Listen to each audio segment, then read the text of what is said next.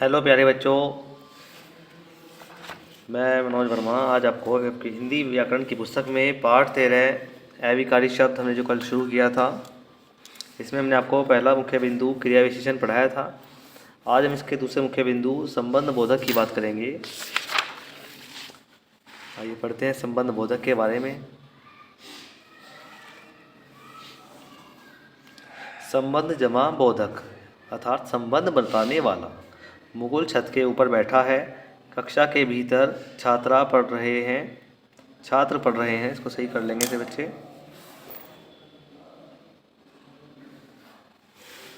मिताली ने चाकू के द्वारा तरबूज काटा। तेज आंधी के साथ बारिश भी आई।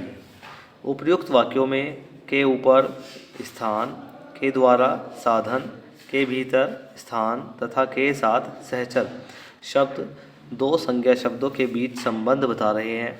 ऐसे शब्द संबंध बोधक कहलाते हैं। इनमें लिंग, वचन, कारक आदि के कारण कोई परिवर्तन नहीं होता, अतः ये अविकारी होते हैं। इस प्रकार जो शब्द संज्ञा या सर्वनाम शब्दों के साथ जुड़कर उनका संबंध वाक्य के दूसरे शब्दों के साथ जोड़ते हैं, वे संबंध बोधक कहलाते हैं। कुछ अन्य संबंध बोधक शब्द हैं बच्चों, जैसे के आगे, के पीछे, के नीचे, के सहारे, के बाद, के पहले आदि। संबंध बोधक के भेद। संबंध बोधक के बच्चों 10 भेद होते हैं। पहला भेद है समतावाचक, की भांति, के बराबर, के समान, की तरह। दूसरा भेद है विरोधवाचक, के विपरीत, के विरुद्ध, के खिलाफ आदि।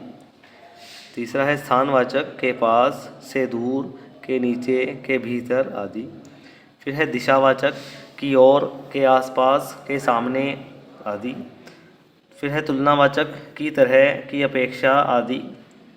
उसके बाद है हेतुवाचक, के कारण, के लिए, की खातिर आदि।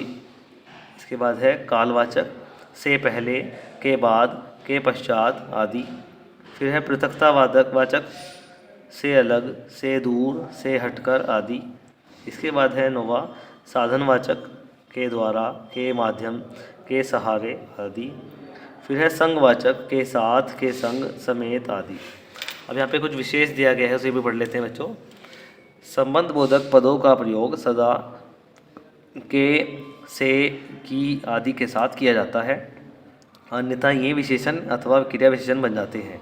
संबंध बोधक अव्यय संज्ञा या सर्वनाम शब्दों के साथ आते हैं, परंतु क्रिया विशेषण क्रिया से पहले आते हैं। जैसे देखिए यहाँ पे 2 उदाहरण दिए गए हैं। सविता बाहर खड़ी हुई है, घर के बाहर सविता खड़ी हुई है। तो यहाँ पर देखिए क्रिया क्या है, खड़ी हुई है। क्रिया से पहले जो बाहर आया है वो क्रिया विशेषण बन गया है, वो क्रिया के लिए आया है, क्रिया की विशेषता बता रहा है।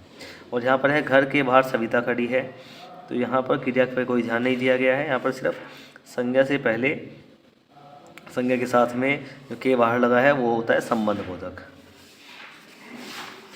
आगे पढ़ेंगे इसके बारे में। आगे दिया गया है, आओ दोहराएं। जो शब्द संज्ञा या सर्वनाम के साथ लगकर उनका संबंध वाक्य के दूसरे शब्दों के साथ जोड़ता है, वह संबंध बोधक कहलाता है। संबंध बोधक के भेद अभी आपको 10 भेद बताए गए थे।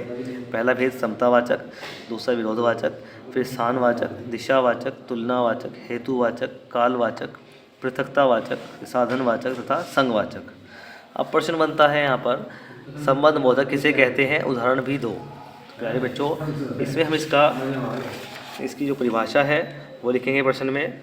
यहाँ से लेकर जो शब्द संज्ञा या सर्वनाम शब्द के साथ जुड़कर उनका संबंध वाक्य के दूसरे शब्दों के साथ जोड़ते हैं, वे संबंध बोधक कहलाते हैं।